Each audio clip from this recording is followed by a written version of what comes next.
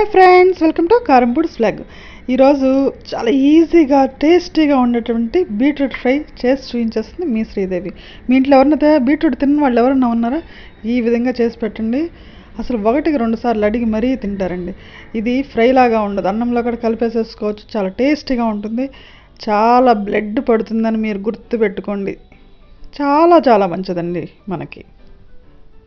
ముందుగా ఒక బీట్రూట్ని కడిగేసేసి చక్కగా గ్రేప్ చేసి పక్కన పెట్టుకోండి. ఇప్పుడు ఒక ప్యాన్లో ఒక 3 స్పూన్ల ఆయిల్ వేసేసేయండి. అందులో ఒక ఎండుమిరపకాయలు తుంచేసేసేయండి. అలానే ఆవాలు కొంచెం, జీలకర్ర కొంచెం, అలానే ఒక 2 స్పూన్లు పచ్చిశనగపప్పు వేయండి.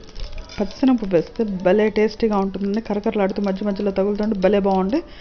కొంచెం కరివేపాకు వేసేసుకున్నాం అనుకోండి, ఇంకా మంచిది.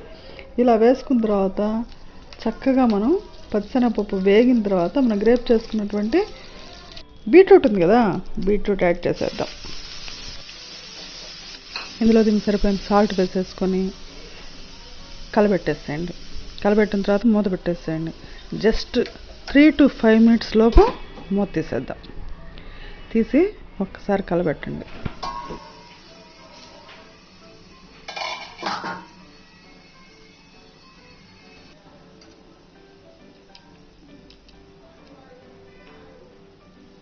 ఇందులో 2 వెల్లుల్లి చిత్తుకొట్టు వేసేసేయండి. దీనికి కొంచెం పసుపు యాడ్ చేయాలి కదా, మనం పసుపు యాడ్ చేసేసుకుందాం. ఒక్కసారి కలపండి.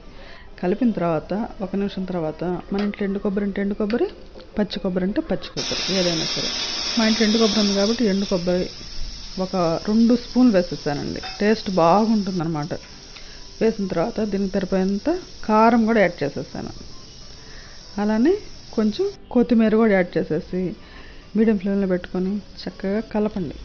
కలిపిన తర్వాత ఒక 2 నిమిషాలు ఉంచిన తర్వాత ఏమైనా వాటర్ ఉంటే ఒకవేళ వాటర్ పోయేంత వరకు సిమ్లో పెట్టుకొని డ్రై చేసుకోండి. అంతేనండి. ఎంత టేస్టీగా ఉంటుందో ఈ ఫ్రై తెలుసా. అసలు అందులో ఇలా చేస్తా అనుకోండి, ఒక పెద్ద గడ్డ చేసినా కానీ కొంచెమే కూర అవుతుంది. అంటే ఎక్కువ తినేస్తాం అన్నమాట. అన్నంలో కలుపుకొని మంచి స్వీట్నెస్ వస్తుంది. తెలుసు కదా మీకు, బీట్రూట్ వల్ల మనకి చాలా ఐరన్ వస్తుంది, బ్లడ్ బాగా ఇంప్రూవ్ అవుతుందండి. జ్యూస్గా చేసుకోవచ్చు. ఈ విధంగా చేసి పెట్టాం అనుకోండి, పిల్లలకి స్వీట్గా మంచి కలర్ తోటి బీట్రూట్ తినని వాళ్ళు కూడా ఈ ఫ్రై తినేస్తారండి. ఈ విధంగా ఒకసారి చేసి చూడండి, సరేనా? ఈ వీడియో మీ అందరికీ నచ్చే ఉంటుంది అనుకుంటానండి. మీ ఫ్రెండ్స్కి, బెస్ట్ ఫ్రెండ్స్కి అందరికీ షేర్ చేయండి. మంచి మంచి వీడియోస్ కోసం నా ఛానల్ విజిట్ చేయండి. మరో మంచి వీడియోతోటి మీ ముందు ఉంటా.